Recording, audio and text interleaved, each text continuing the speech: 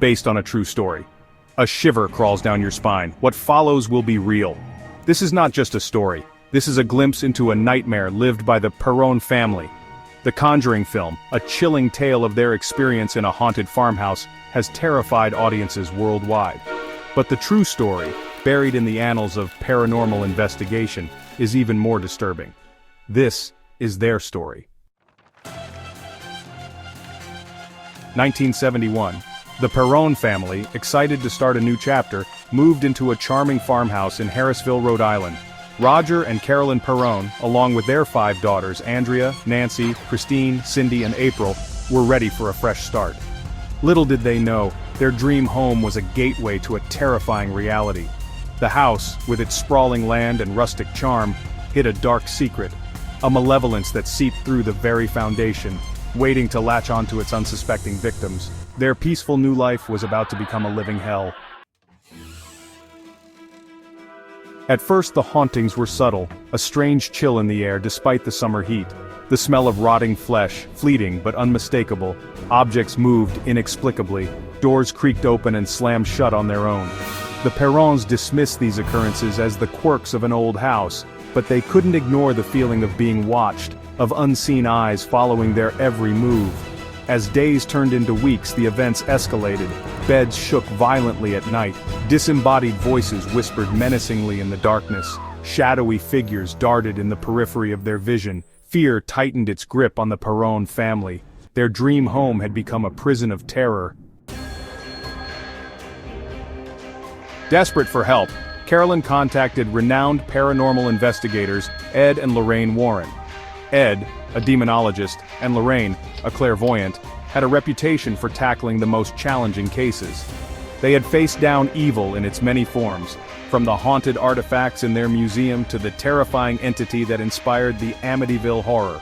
The Warrens, sensing the palpable dread that clung to the Perron family, agreed to help.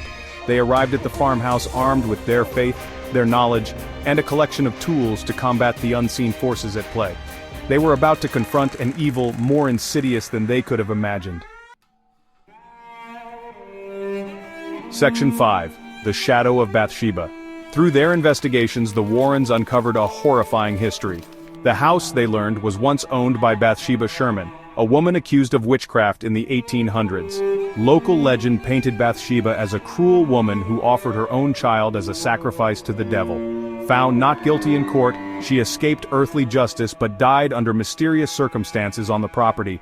Her malevolent spirit, however, remained, clinging to the land, cursing it for eternity. The Warrens believed Bathsheba was the entity tormenting the Perron family, her rage amplified by centuries of suffering and resentment. Bathsheba's wrath focused on Carolyn, the mother, the heart of the family.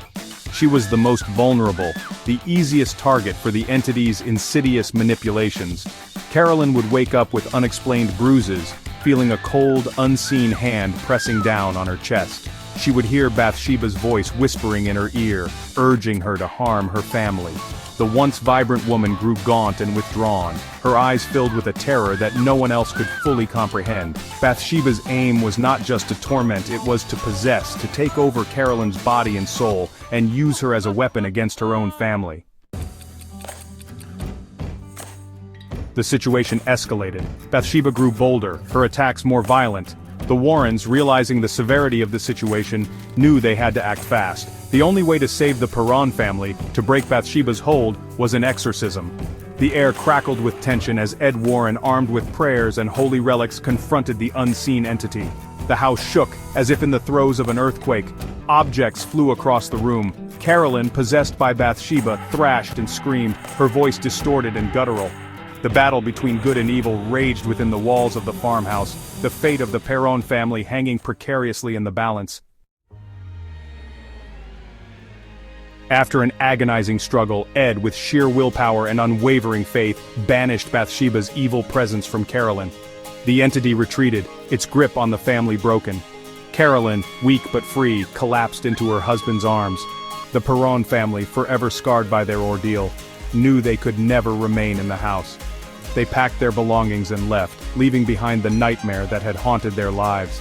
They left behind the farmhouse, now eerily silent, its dark secret buried deep within its walls. Though they had escaped, the memories, the terror, would forever remain etched in their minds. The Conjuring brought the Perron family's terrifying experience to life on the big screen, reminding audiences that sometimes the most horrifying stories are rooted in reality. The farmhouse in Harrisville still stands today, a chilling reminder of the evil that lurks beneath the surface of the ordinary.